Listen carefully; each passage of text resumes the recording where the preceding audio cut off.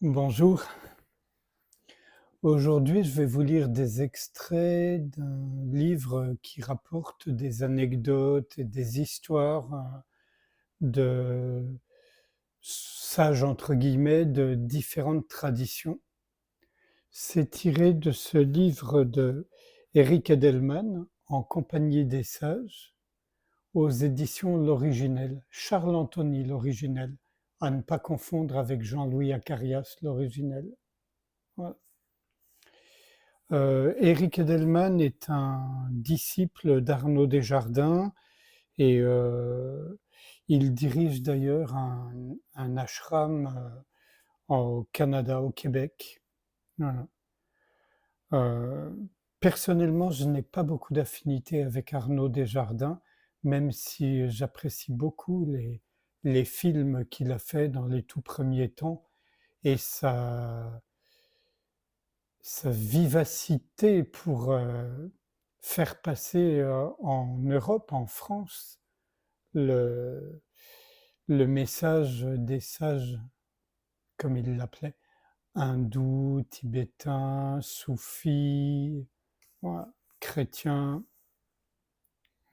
Mais c'est vrai que c'est pas ma tasse de thé, la démarche, même si j'ai beaucoup de respect pour la personne qu'il était et pour ceux qui suivent son chemin. Voilà. Donc, un premier extrait, on est avec nos amis soufis, les deux premiers d'ailleurs. Ça s'appelle le Cher Soufi. Cher Cheikh. Un homme riche et influent reçut à dîner plusieurs invités de marque. Parmi eux se trouvait un cher soufi renommé pour ses pouvoirs de guérison, le ministre de la Santé du pays et un médecin qui avait étudié en France.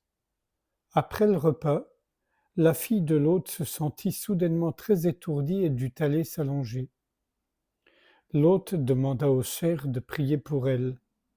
Celui-ci se rendit auprès de la jeune fille et se mit à réciter des prières de guérison. Cela exaspéra le ministre de la Santé, qui commença à ronchonner en disant que ce genre de superstition devait cesser.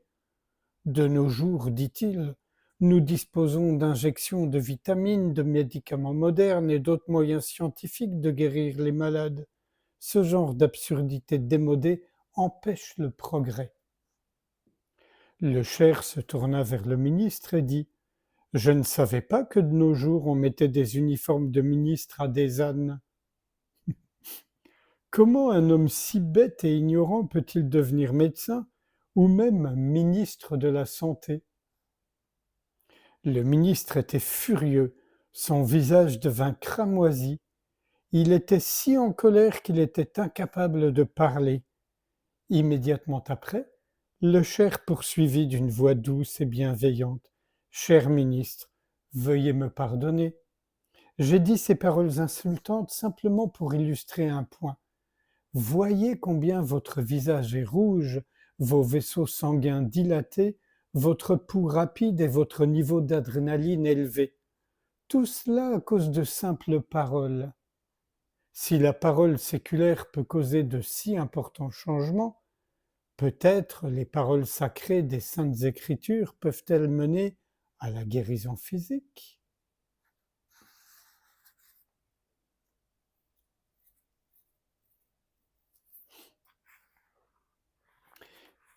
Le derviche illettré. Un pauvre derviche s'approcha d'un professeur d'arabe qui n'avait pas d'école.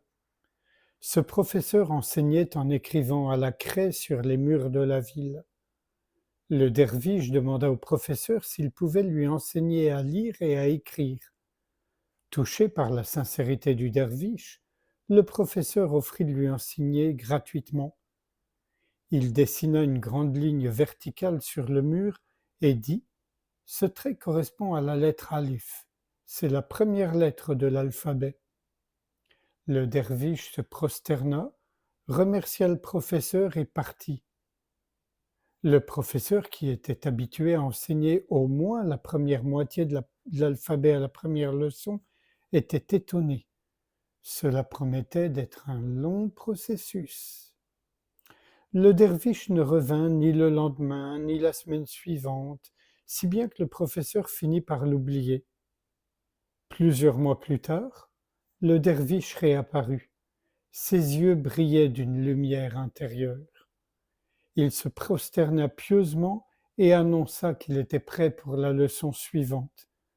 Le professeur pensa: à ce rythme, nous ne passerons jamais à travers l'alphabet. Mais tout ce qu'il dit au derviche fut: d'accord, revoyons d'abord la première leçon. Écrivez la lettre alif sur le mur. Le derviche écrivit la lettre alif et le mur s'écroula.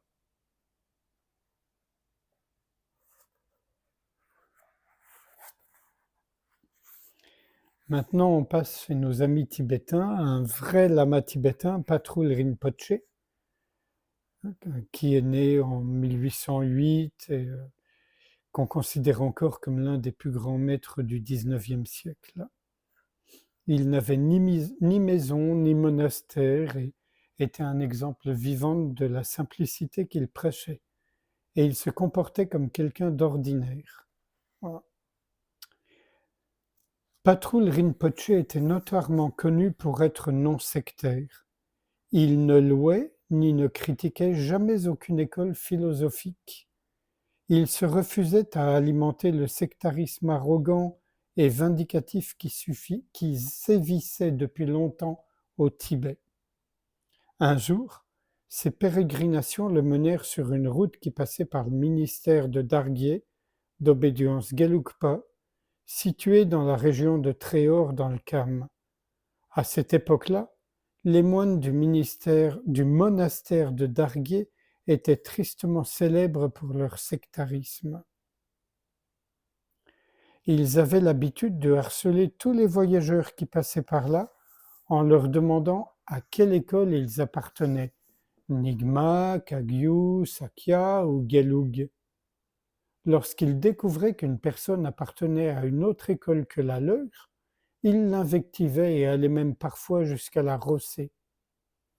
Alors que les pas de patrouille le rapprochaient du monastère, 3 moines corpulents, l'air courroucés, vinrent vers lui et lui demandèrent d'un ton brusque: à quelle école appartiens-tu? Sachant pertinemment qu'il cherchait la bagarre, Patrouille répondit avec à-propos tout en restant parfaitement précis: j'appartiens à l'école du Seigneur Bouddha.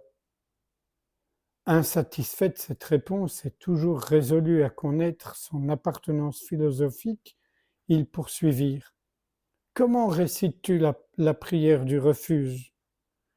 Je prends refuge dans le Bouddha, je prends refuge dans le Dharma, je prends refuge dans le Sangha, récita Patrouille. S'attendant à une formule du refuge qui révélerait son affiliation à une école et à une lignée particulière, cette réponse ne satisfaisait toujours pas les moines sectaires. Donne-nous le nom de ta déité tutélaire, exigèrent-ils, de plus en plus mécontents.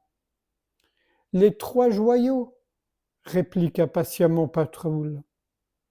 Voulant à tout prix obtenir une réponse nette, ils espéraient découvrir son appartenance spirituelle en ayant connaissance du nom conféré lors des initiations.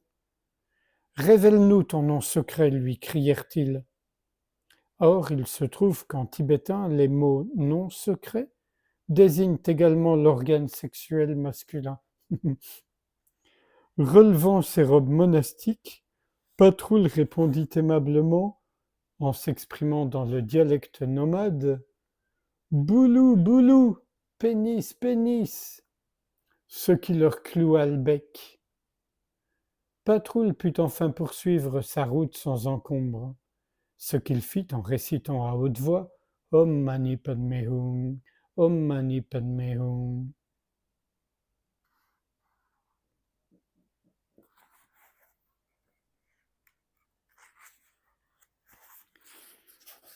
Une autre de Patrouille.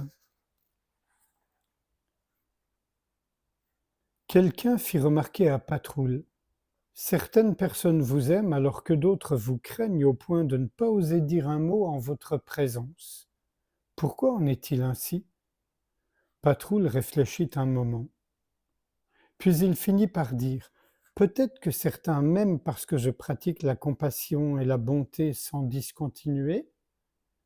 D'autres me redoutent parce que je considère que le soi et les phénomènes sont vides de toute existence intrinsèque.» Khenpo Pema Wangyal du monastère de Goemang, un grand maître contemporain, qui me raconta cette histoire, donc c'est Eric Edelman qui raconte, fit observer que l'on se sent naturellement attiré par une personne dont le cœur déborde de compassion, tandis que l'on éprouve une crainte révérencieuse envers un être qui a pleinement réalisé la vacuité de tous les phénomènes.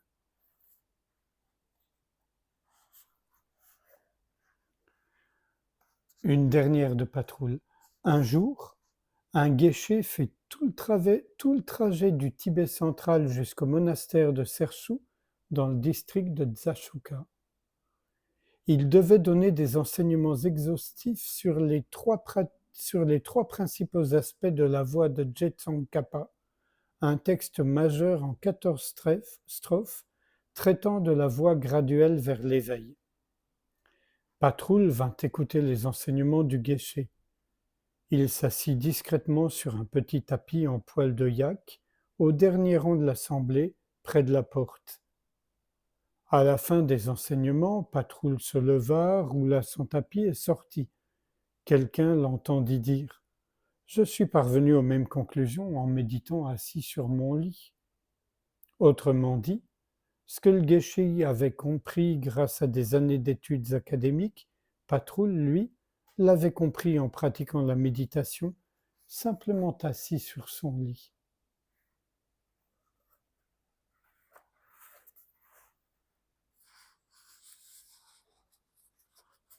J'avais dit qu'une dernière avec Patroul, mais en fait non, je vois que j'en ai encore. Un. Patroul décida d'aller rendre visite à un ermite dont il avait entendu parler et qui vivait depuis longtemps dans une totale solitude. Patroul arriva à l'improviste dans la grotte du yogi.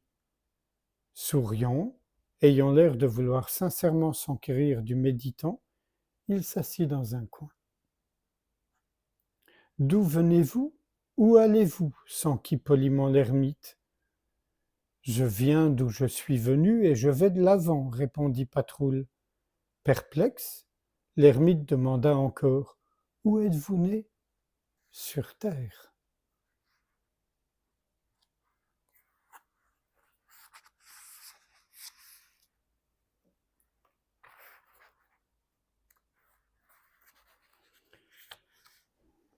Celle-ci est également tibétaine. Un vieillard debout à la porte du village voit approcher un jeune homme, l'air acerbe, qui lui dit: Vieil homme, comment sont les gens de ton village? Je me demande si je devrais m'installer ici. Et le vieillard de répondre: Comment était-il dans le village que tu viens de quitter? Le jeune réplique: Horrible! Ils étaient mesquins, paresseux, sans humour. Le vieux dit: Dans ce village, mon fils, les gens sont exactement comme ceux dont tu parles. Un peu plus tard, un autre jeune homme arrive au village et pose la même question. Quand le vieillard lui demande comment il décrirait les villageois du pays d'où il arrive, il répond: Ils étaient superbes, pleins de joie, d'humour et si généreux. Et le vieux lui dit: Mon enfant, les gens d'ici sont exactement comme ceux dont tu parles.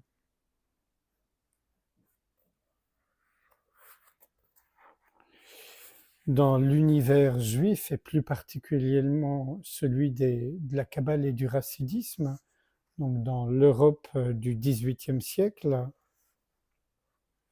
Rabbi Nachman de Breslav, qui est très très très connu, il y a encore de nombreux centres qui lui sont dédiés, où on suit ses enseignements vivants, notamment à New York.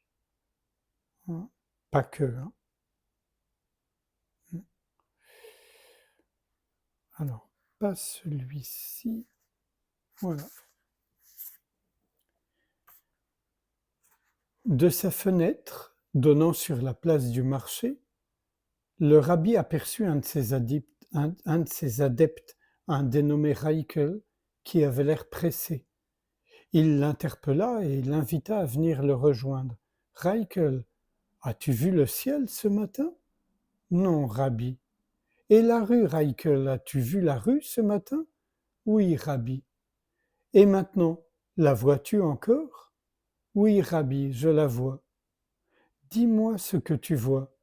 Des gens, des chevaux, des charrettes, des marchands qui s'agitent, des paysans qui s'excitent, des hommes et des femmes qui vont et viennent, voilà ce que je vois. Reikel, Reikel, dit Rabbi Naman songeur. Dans 50 ans, dans 2 fois 50 ans, il y aura ici même une rue comme celle-ci et un autre marché semblable à celui-ci. D'autres voitures amèneront d'autres marchands pour acheter et vendre d'autres chevaux. Mais moi, je ne serai plus là. Toi, tu ne seras plus là. Alors je te le demande, Reichel, à quoi bon courir, puisque tu n'as pas même le temps de regarder le ciel?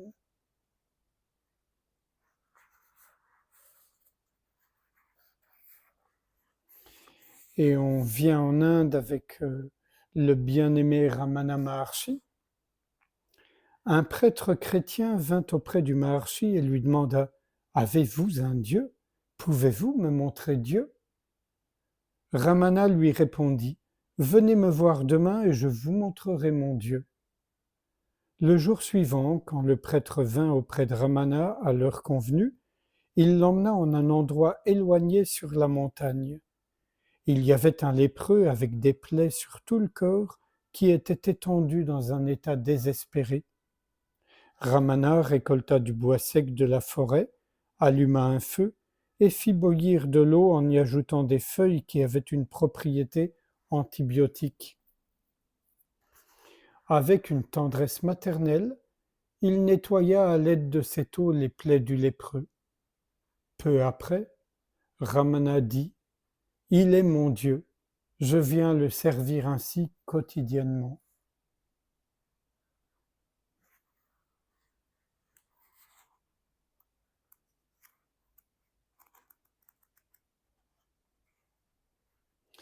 Et enfin, pour terminer, Yogiram Surat Kumar, qui a été le maître de l'Ilozovic dont j'ai lu des extraits il y a quelque temps.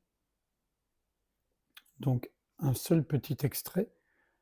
À un disciple qui s'étonnait de l'amour de Yogi Ramsurat Kumar pour un autre disciple qui semblait le critiquer, le yogi dit: Les saints et les manguiers sont ainsi. Quand on lance des pierres aux manguiers, ils ne donnent que des mangues en échange.